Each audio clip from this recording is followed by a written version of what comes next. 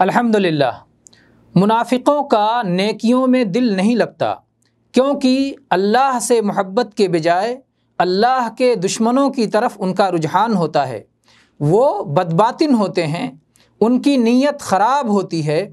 اللہ تعالیٰ نہیں چاہتا کہ ایسے لوگ اللہ کے نزدیک آئیں، اللہ کا قرب اور اللہ کی ہمسائیگی کا شرف پا سکیں۔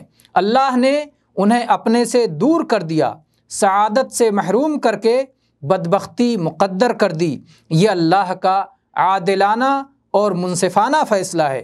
جب منافقین نے اللہ کی وحی سے اپنا منہ موڑا تو اللہ نے بھی ان سے اپنا رخ پھیر لیا۔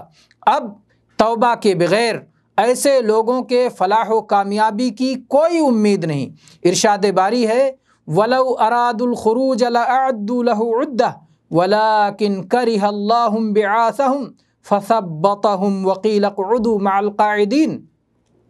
اگر ان کا ارادہ جہاد کے لیے نکلنے کا ہوتا تو وہ اس سفر کے لیے سامان کی تیاری کر رکھتے، لیکن اللہ کو ان کا اٹھنا پسند ہی نہ تھا، اس لیے انہیں حرکت ہی سے روک دیا اور کہہ دیا گیا کہ تم بیٹھنے والوں کے ساتھ بیٹھے ہی رہو۔